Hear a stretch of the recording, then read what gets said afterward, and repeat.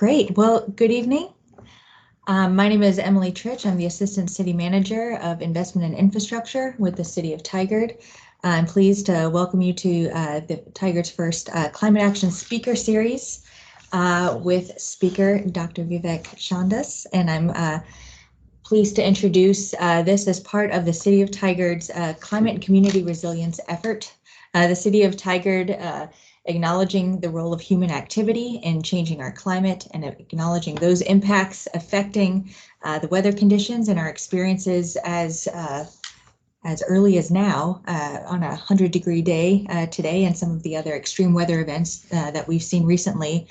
Our City Council has passed a council goal in April of 2021 looking to make forward movement in addressing climate mitigation and adaptation in the City of Tigard and working with our partners across the region.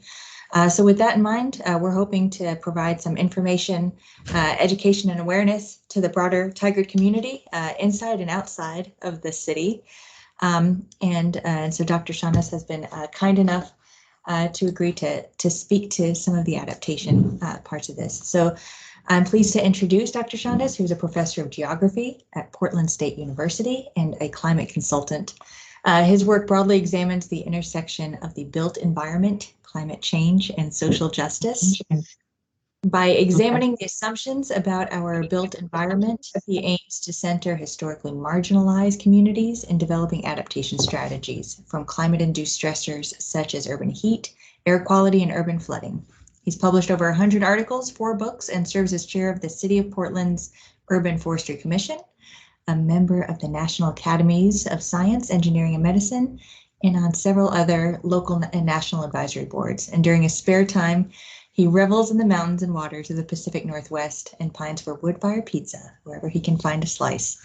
So I'm going to pass it off to Dr. Shandas, and I encourage folks to have include clarifying questions in the chat, and we'll have time for Q&A at the end. Thanks a lot.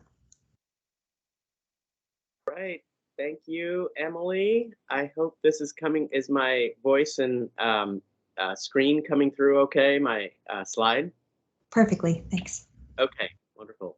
Well, let me go ahead and get started. I know we got off to a couple of technical difficulties, but I'm really happy to be here to be able to share some of my thoughts and experiences with this field of climate adaptation planning. I call this the coming climate in part because of what we are experiencing today with a heat wave coming through.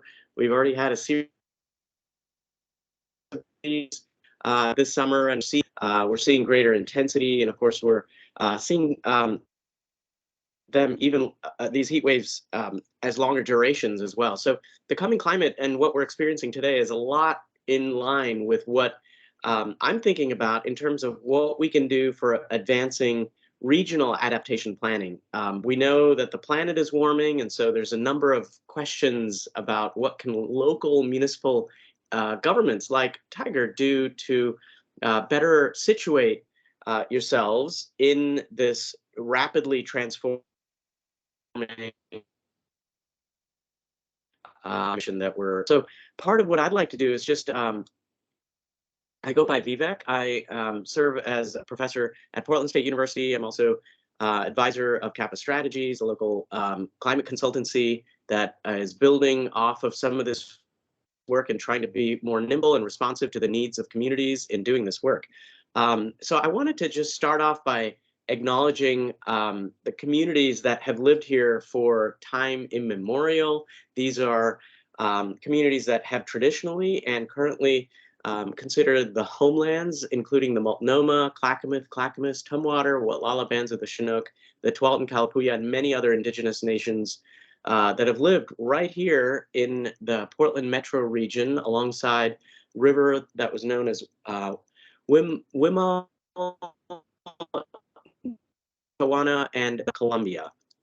So this is really acknowledgement of recognizing that the land that we share is really about stewardship and about how do we best take care of the land so the land can take care of us, as communities have been doing for millennia.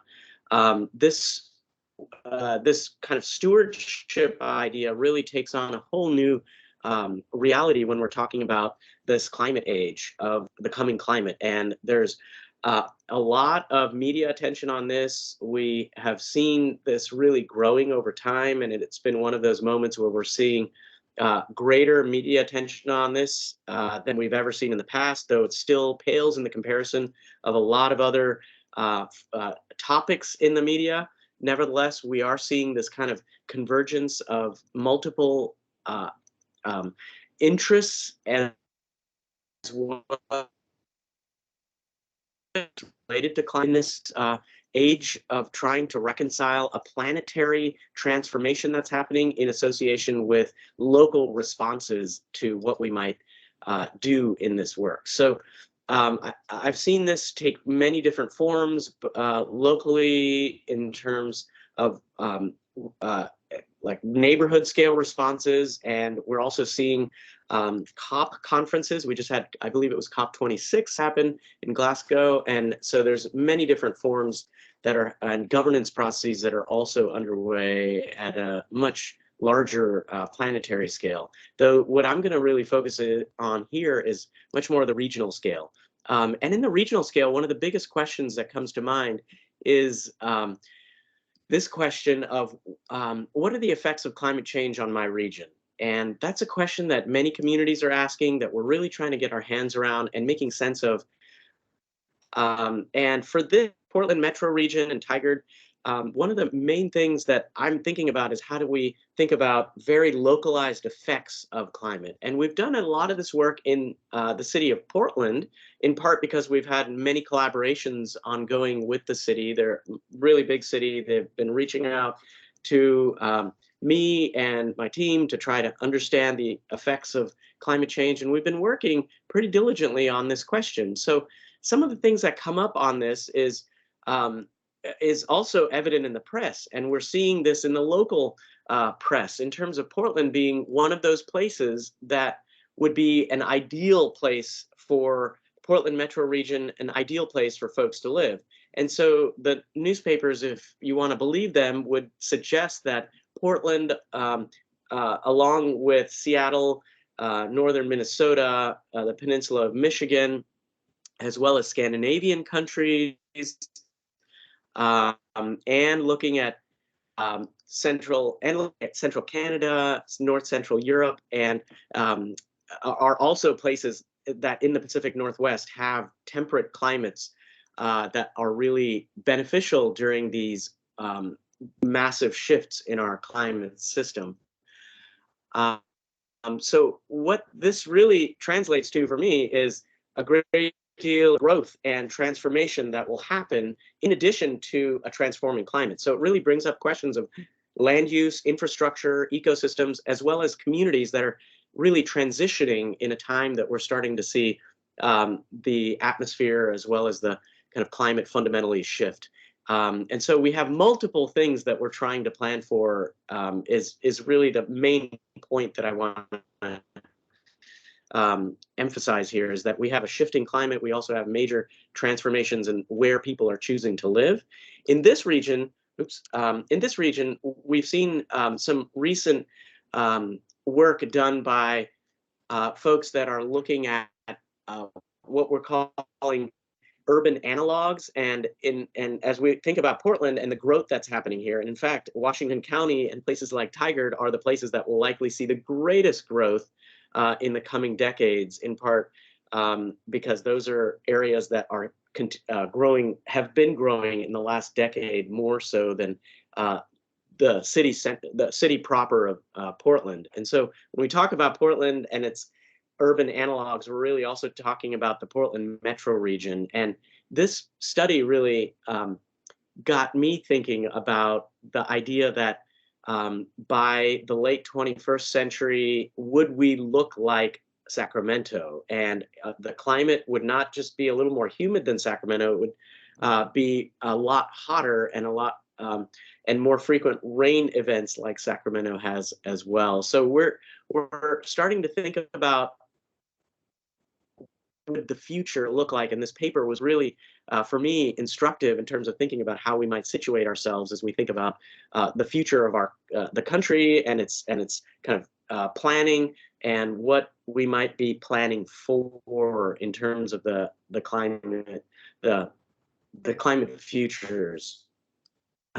In the region, at least, many of the challenges are are increasingly understood. We know that we're dealing with wildfire. We know we have extreme heat. We know we have drought challenges, especially in the eastern part of Cascades. And we, though it's very evident that that could affect us on the western part of the Cascades as well. And we have urban flooding and what we're calling extreme rainfall as well.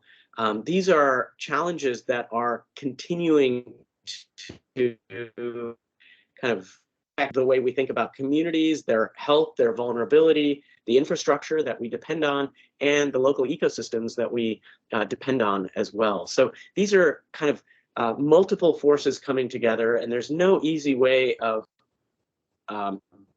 suggesting or describing the kind of cascading or even multiplicative effects of the way that climate change bears down on a region. These are just a handful of the topics we've been working on, and I want to just highlight a couple, specifically starting with extreme rain events. We've been working with the city of Portland and several folks that do a lot of climate downscaling to understand what would be the likelihood of intense rainfall events. These are often experienced through what used to be called the Pineapple Express, but more recently the meteorologists have really focused in on this idea of atmospheric rivers, where two high pressure systems in the Pacific really really squeeze a band of very moist clouds and precipitation, and a lot of that falls right over the Portland metro region, increasing the likelihood of landslides, property damage, isolation because roads aren't accessible, as well as impacts on transportation. And we've been looking at the spatially descriptive where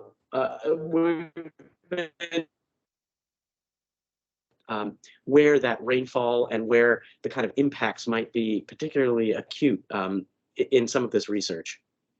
We've also, of course, been looking at a lot of impacts on temperature, and these models looking out to 2100 are suggesting that, in 50 years, we're going to be seeing about a 4.3 average increase Fahrenheit in temperature in the Portland metro region, and that in 100 years, we'll be seeing upwards of 10 degrees Fahrenheit increase. Those are pretty conservative numbers, I will say, just even given the last decade of empirical evidence. We're really starting to see that these temperature increases are accelerating much faster than many of these models and the scientists have been describing. And so changes in temperature are a real easy way of understanding what this global effect could mean for our local communities, infrastructure, and ecosystems. Needless to say, there's a lot of press that has been picking up on this heat event. For example, a heat event that descended upon the Pacific Northwest last year, as called by the meteorologists as the heat dome, really got a lot of attention. The New Yorker focused in on this in October of last year. There's just this week, PBS developed a 11-minute documentary examining the heat dome and strategies for overcoming some of this. A lot of this is mediated by the built infrastructure of our cities and regions. And so part of what we're trying to do is understand what we can do with the built infrastructure and the ecosystems and the local ecosystems to help safeguard communities to some of these extreme events. And so that's really at the core of the work that we're involved with. And I want to provide a few examples in a minute here about how we're going about doing that work. This heat dome that descended last year, it's interesting, in 2014, we created this map of the city of Portland and identified places where we would see some of the most acute impacts from a heat event. And I remember being in a room with folks from the Oregon Health Authority, Metro, City of Portland, several nonprofits, and saying, we're going to get a heat event that's going to break 110, it might even break 115. It's going to be multiple days. And as a result, we're going to see a lot of people die. And what we really need to be doing is getting heat response plans in place. And in essence, I was laughed out of the room because the communities that I was working with, many of them like you, decision makers, were saying to me, the likelihood of that in this environment is very low, and we have lots of bigger fish to fry. So we'll hold off on taking any actions on that. And lo and behold, just 7 years later, we had a massive heat dome event. I had not only said it in 2014, but probably a dozen times with different, with some of the same members, some of the same communities and decision makers, as well as more recently done a ton of research on this and saw the writing on the wall well before it was there. And now we see, upwards of over 100 people that died in Oregon as a result of this 2021 heat dome event, and the spatial distribution of where people died really coincided with our heat maps that we had created, as well as our social vulnerability maps that we'd created. So I say I told you so, but in this case, with the unfortunate event of the number of people dying, it really is a case where we had plenty of evidence. We had lots of a clear indication that this was going to be an issue. Nevertheless, very little action was taken. And so that's really my motivation for wanting to speak to you today, is that there's a lot of writing on the wall still. And if we're not taking swift action, we really are going to be seeing much more casualties, not only with humans, but also with infrastructure, and further potential cascading effects that could create some pretty dire conditions for a short or sometimes even longer periods of time. And we're seeing this around the world right now. And so what can we do about this? This is the kind of work that I see often in the literature, is that, the types of climate adaptation strategies are things from capacity building to warning and observation systems, to technology, financing, practices, and behaviors of individual households, physical infrastructure, and so on. And so this work is really getting situated much more squarely in the climate change field.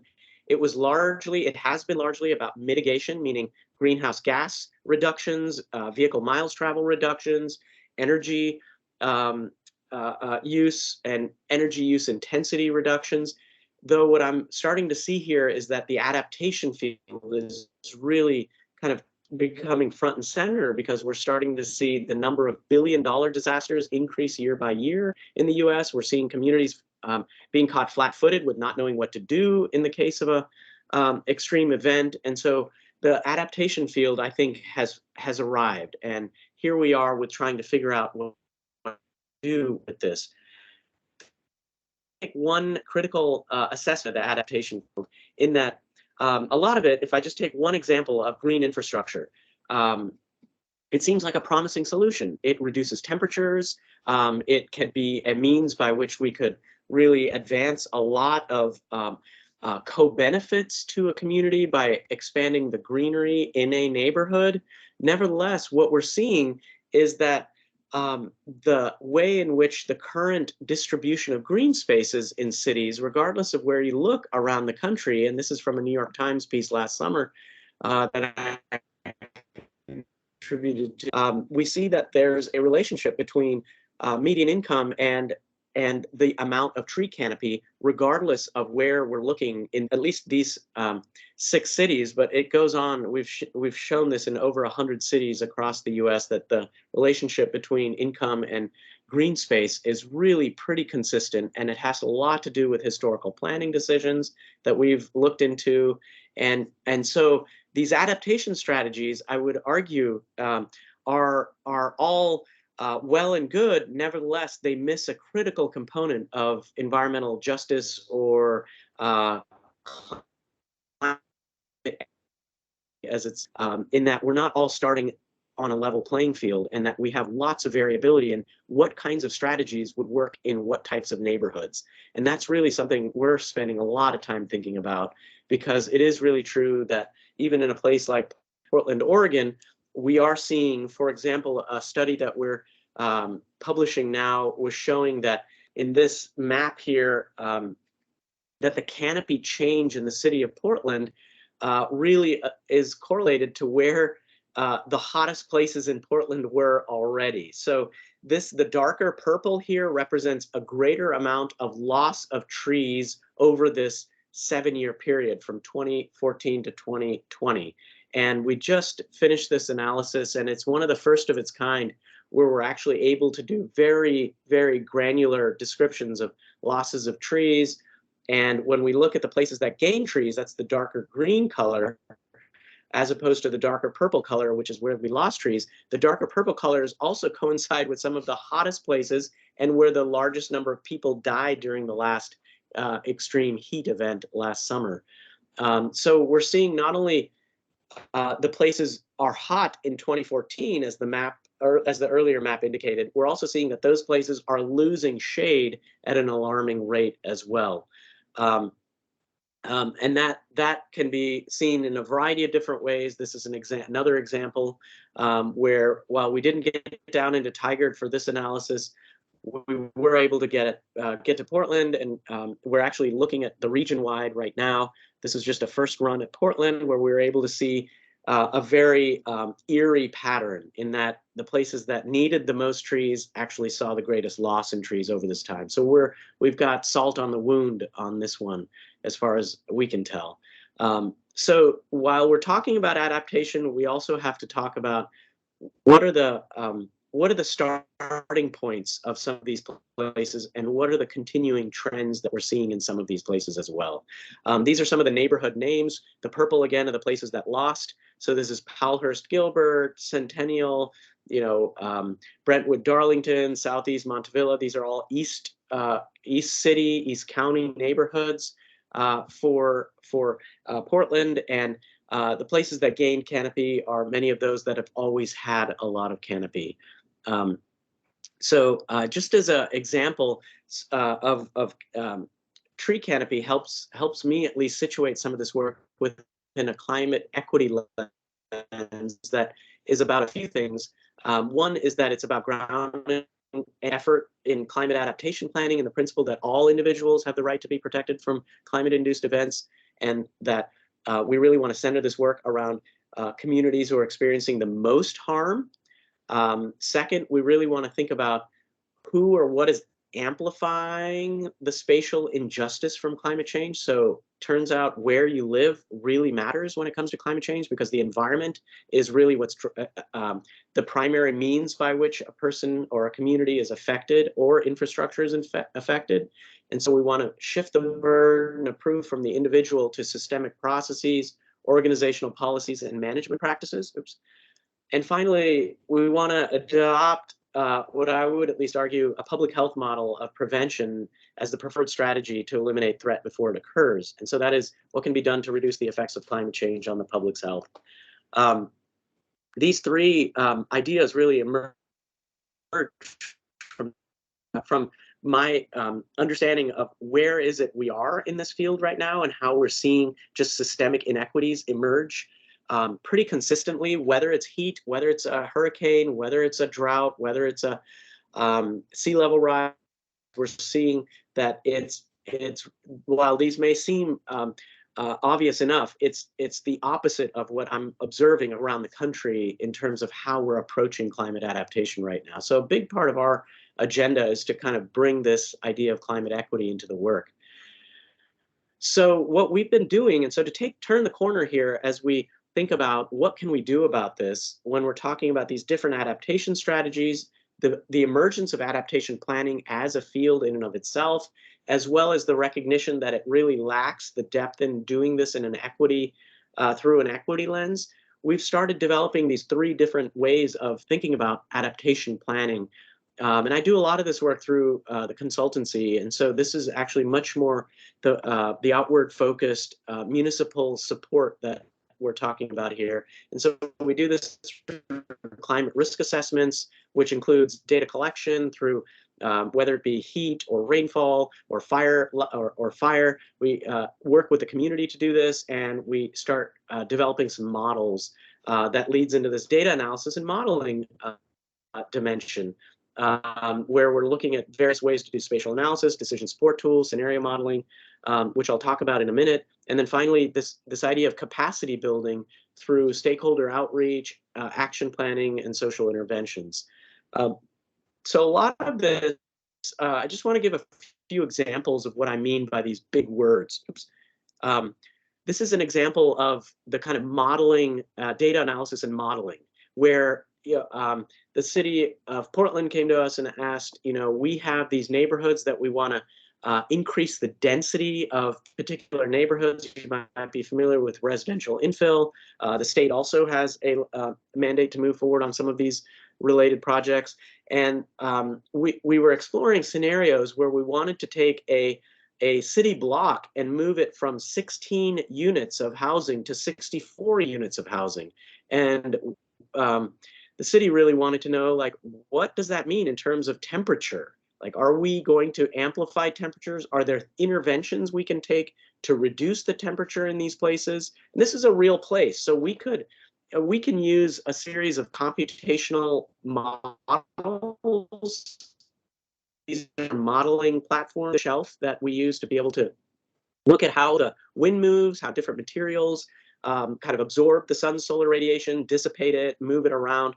And so we looked at a whole bunch of scenarios with this particular increasing density example. And here's the next slide is an example of what we found. So we took these multiple scenarios where you see this base case on the bottom right is what we started with. We had a plan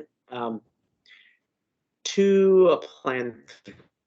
The gray is the green is space. The orange is kind of bare ground. The white is in between spaces, usually sidewalks, asphalt, for example. Concrete, for example. And then the black is asphalt, like the public roads that surround the structure. So we're through the computational kind of think about SimCity, the video game, but this is a much more kind of research grade application where we're actually distributing the buildings in different ways in this block. They all can handle 64 housing units.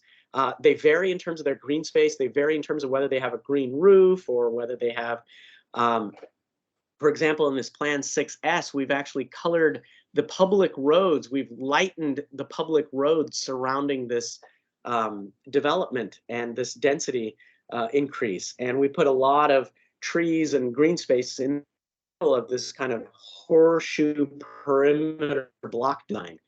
As opposed to the Plan 6B just above 6S, that's a very typical multifamily residential development where you see this kind of horseshoe design with parking lot in the middle, and that's pretty much left from the 1950s, and we haven't changed it since. So these models take multiple days to run on a supercomputer, and we kind of run through these scenarios. And here's the average of what we found when we looked at these different models. In fact, Plan 6B, just as I had presumed, this is in Celsius, temperatures were up about 3 degrees Celsius on average for that through this particular development. Plan 6S, however, was able to reduce temperatures. So that was an aha moment for me, because we were able to not only reduce temperatures, we were also able to increase density. So those are the kinds of trade-offs that I think are really valuable for us to recognize, that we don't necessarily need to trade off density for increasing temperatures. And that is, it's a first step. We're actually working with the Urban Land Institute now to do some empirical measurement of this work. And so that's a whole different project that's starting to take it from the computer to actually the landscape itself. So that's one example. We've done this in Washington, D.C., and Richmond, Virginia, in several places now, and really getting a handle, like this is a public housing development, and we're able to run a series of scenarios with different kind of greening and kind of, we can't change the physical design here because those are structures that have to stay in their place. And yet we were able to see that over the course of a day, we're able to really blunt the base case scenario through some different interventions that we can do. And it doesn't necessarily need to peak at 114 degrees. We can actually keep it down to 110, which still might seem like high, but nevertheless, it's a lot lower when you're talking about an average across that whole space. Um, Oops, this is actually another example. These are tools that we build also, like there's a growing shade tool that we're building that helps identify locations for greening, strategic greening. Often we've noticed with like tree planting campaigns and things like that, where people are trying to get shade to cool neighborhoods. This is an interactive web-based system where we can actually identify with surgical precision where we can plant a tree based on a number of environmental and social criteria. We've done this for a number of cities. In fact, we're building one now for the city of Gresham. We built one for the city of Milwaukee, Oregon, and we're building these for Sacramento, Jackson, Mississippi, LA. So we're doing quite a bit of this growing shade work right now, which has been really productive for having conversations about where we might think about more systematically expanding tree canopy to address some of these historicities. And so that's been really interesting work. The idea of like building resilience, we've created this thing called growing capacities, which actually helps communities figure out like where is it that we really want to do this adaptation planning. So we can do things like jurisdictional scans where we're understanding, what are other communities doing, what might be relevant to a specific place, what are the capacities that currently exist for doing this work to adapt to a changing climate, what kind of knowledge might need to be in place for being able to get the full effect and advance improvements or even advance capacity locally, and then what kind of resources are available to move some of this work forward. And so that's really work that we've been doing with several groups. And here's one example in Jackson, Mississippi, where we've been working with a real diverse group of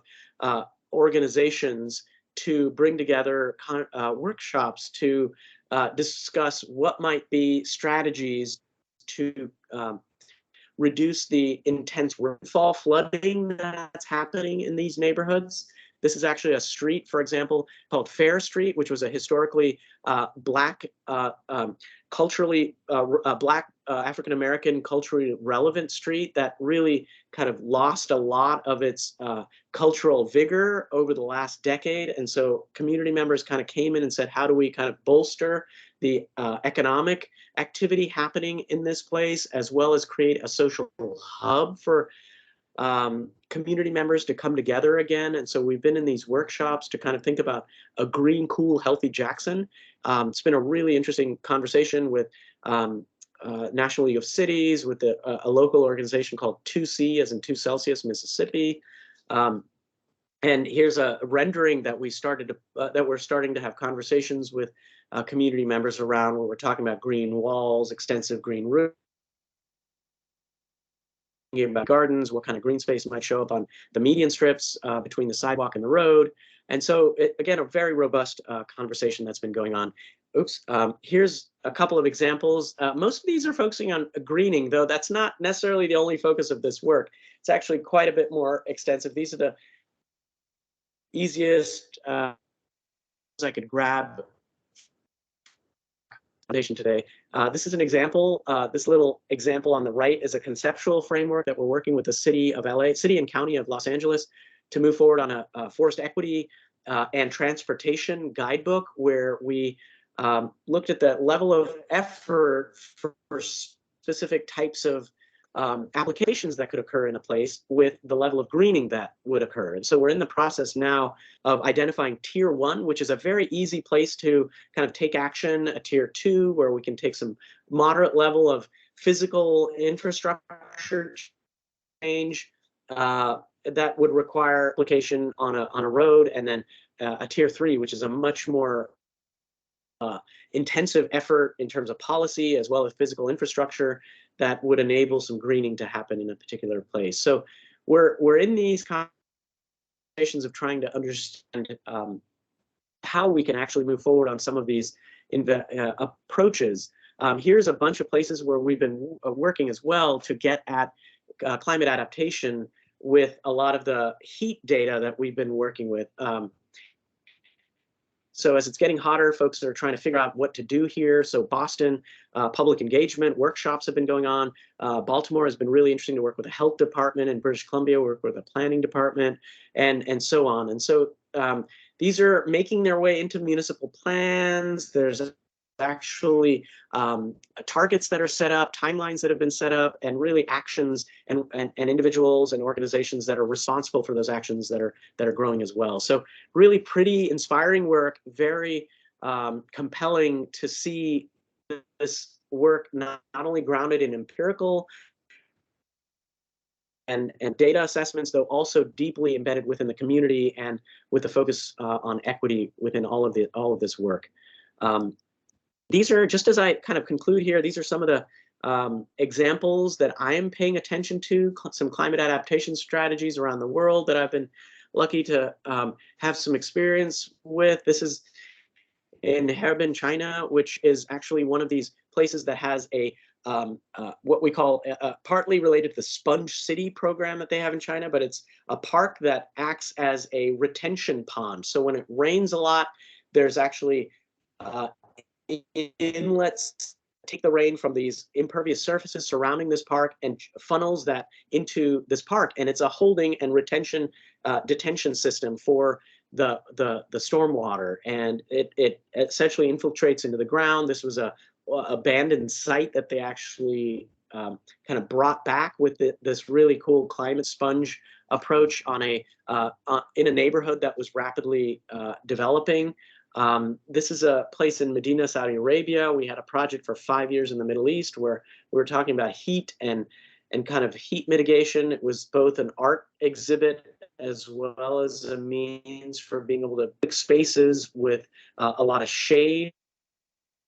This isn't using trees, it's using physical infrastructure as shade, but again, a very popular approach and culturally specific. This was a Garden City, Garden by the Bay in Singapore, where a big park was also a place where there are, instead of large form trees, these kind of ivy, local native ivy that would be growing on these structures that also at night light up and is a kind of almost an amusement park-like feel when you walk through it.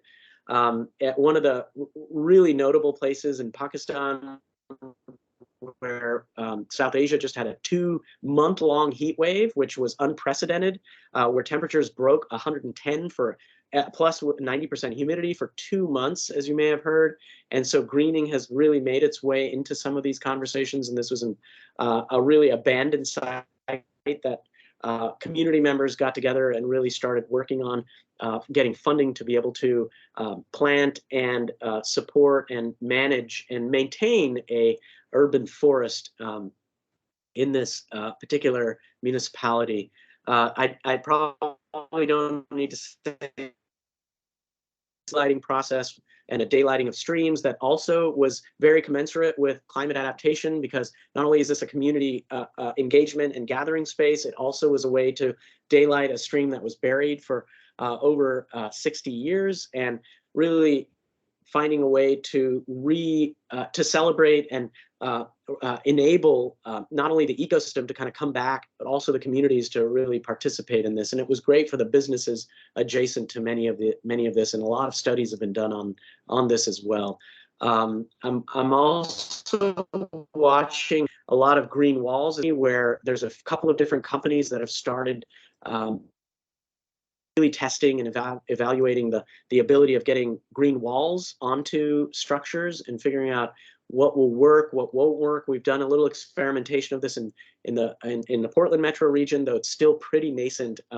We found that walls that are green, for example, temperature differences are upwards of 50 degrees on a green wall versus a non-green wall, and that translates to cooling, reduced energy bills on the interior, as well as cooler environments on the exterior. So it's a really interesting development that I'm watching pretty closely as this technology becomes more off the shelf and much more affordable for communities and municipalities. Finally, another one, Singapore, a lot of vertical gardens. I'm seeing a lot of green spaces making their way not only on the ground floor, but also 20 floors up. And these are places that are seeing much lower reductions in energy use, much greater kind of social as well as reduced vacancy in these hotels that are seeing these kinds of new greening spaces emerge. So incentives for being able to enable this kind of work has been something that Singapore has moved forward in the tourist industry. So it really takes many different forms, is really at the bottom line of what I'm getting at with some of these examples. So as I close out here, I just want to kind of make a final plug for adapting together whenever possible. This is not going to be done by one sector. I don't think even government by itself is going to be able to move the needle on this. It really is about partnerships. It's about multi-solving. It's about bringing community along with the technical work, trying to ground this work in science and equity, and really being in a mindset of assets as opposed to deficits, like what we don't have versus what are the things here that can really help us to adapt to this changing climate. So with that, let me just close out and leave some contact information. Be glad to field any questions that you might have. Thanks again for the opportunity to come in and spend some time sharing some of the work that I've been deeply passionate about and trying to get out there, because this train of urbanization and is really coming together with this train of climate change. And I really am trying to reduce the severity of that impact. And I think we can really work on this together. And if there's ways in which our group can support City of Tigard and doing some of the adaptation planning work, happy to lend.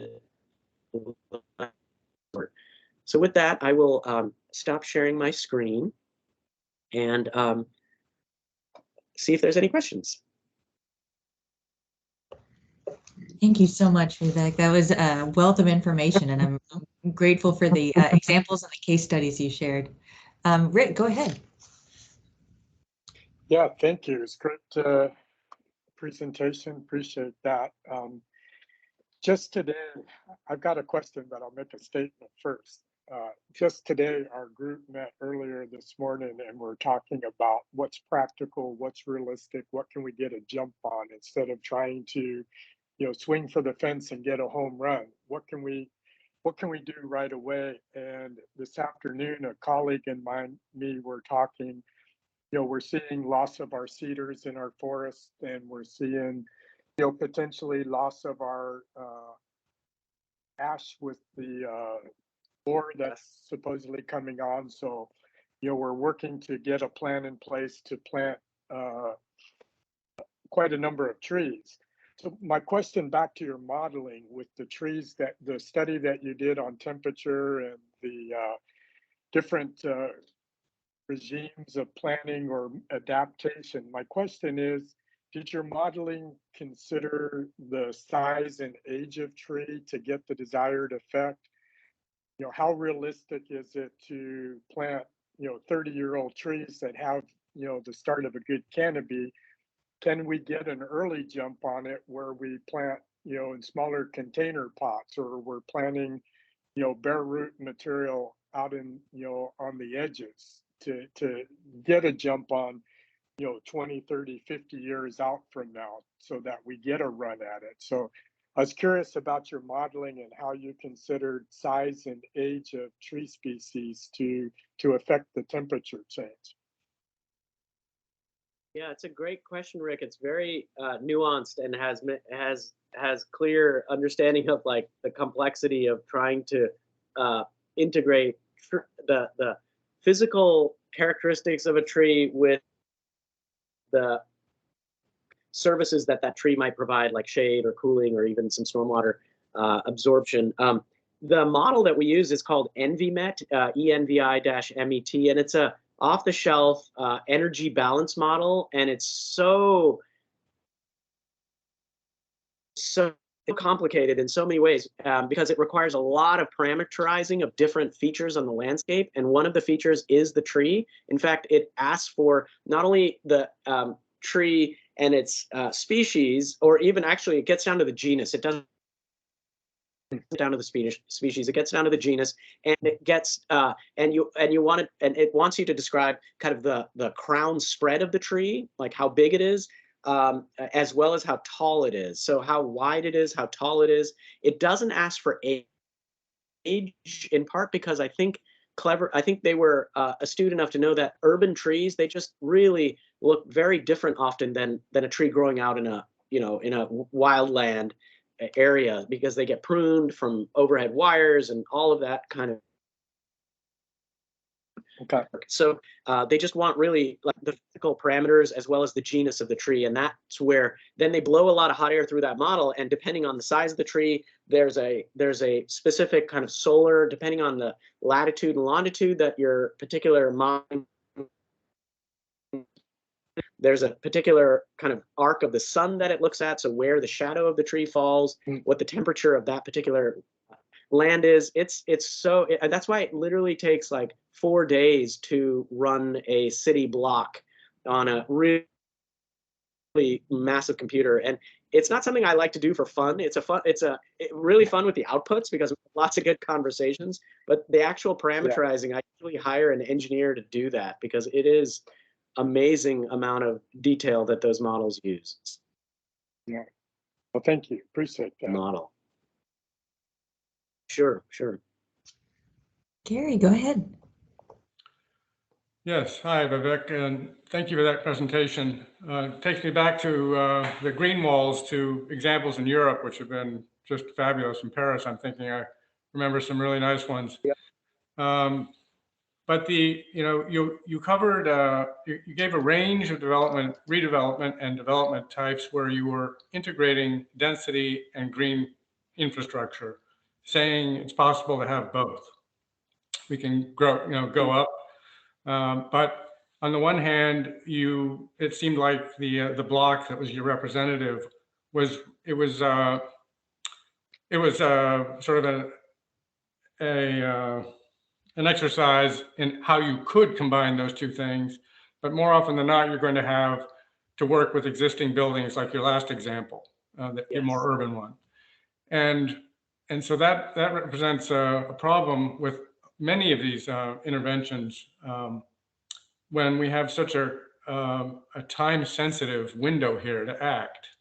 So I guess, can you throw some nuance into the getting both density and green infrastructure going, thinking that retaining existing buildings are going to be a likely predominant condition? Yeah, it's another really important and tricky question, Gary. So there are two things going on. One is like new density, which are the two examples, right? New density, and that's like the block is essentially being completely reimagined, and then the other is existing buildings. And so new density, we can really play around with different ways of where we can, and that was multifamily residential focus at both of them. The tricky part with the existing built is that this was actually a Washington DC project working with the environment in Washington DC, and they were saying, we could go as far as green roofs, we can change coloring, and we can bring trees and shrubs and even splash pads and pools into that space. So what can you do with those like 4 or 5 different options? And so we threw pretty much every combination of things into that to see, because in that sense, it was like, we can't move anything. We can't move any buildings. And so we were trying to find every little space that we could to be able to move forward on some level of shade, some level of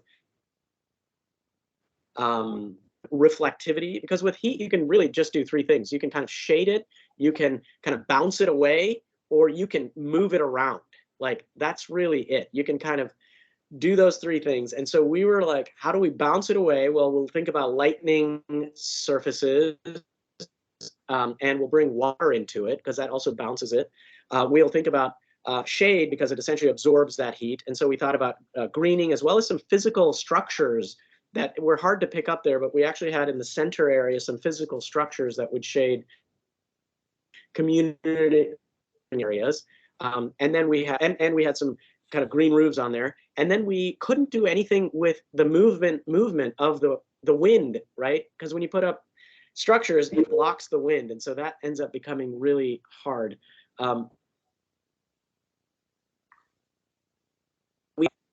What we could do with new trees and other green spaces that would allow the wind to kind of funnel through some spaces and allow the wind to move a bit more effectively through that public housing development. And that's about all we could do. Okay. It's definitely a predicament. Oh, thank you for sharing that. Appreciate it. Yeah. Well, thank you so much for spending some time here with us today. I think we've got a lot of great things to follow up on, and I think your point about working with other partners across the region and being thoughtful with how we engage the community will be really important to success in Tigard and all across the Portland area. Thank you again for speaking with us, and I hope you have a wonderful evening. Thanks a lot. Bye-bye. Good night. Thank you.